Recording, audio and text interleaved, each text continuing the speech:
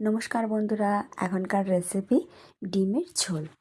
ডিমের ঝোল রান্না করার জন্য প্রথমে ডিমগুলোকে সিদ্ধ করে নেব একটা কুকারের মধ্যে।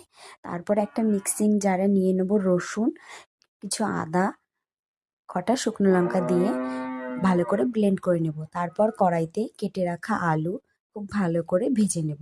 তারপরে ডিমগুলোকে ভেজে তুলে নেব। তার মধ্যে দেব পেঁয়াজ কুচি। পেঁয়াজটাকেও খুব ভালো করে ভেজে নেব। পেঁয়াজ ভাজা হয়ে গেছে, এবার পেঁয়াজটা তুলে নেব। তার মধ্যে ব্লেন্ড করা মশলাটা কড়াইতে দিয়ে দেব,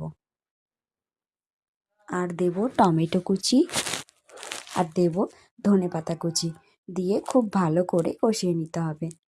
তারপরে তার মধ্যে দেব ভেজে রাখা আলুগুলো দিয়ে আরও কিছুক্ষণ ভালো করে নেড়ে চেড়ে নিতে হবে। তার মধ্যে দেব স্বাদ মতো লবণ, পরিমাণ মতো হলুদ গুঁড়ো দিয়ে আরও কিছুক্ষণ ভালো করে নেড়ে চেড়ে তার মধ্যে পরিমাণ মতো জল দেব।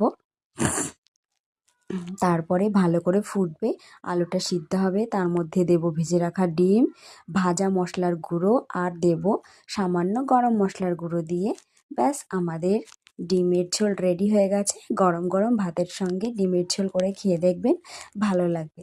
আর হ্যাঁ বন্ধুরা, যারা আমার চ্যানেলটাকে সাবস্ক্রাইব করেননি তারা প্লিজ আমার চ্যানেলটাকে সাবস্ক্রাইব করে দেবেন।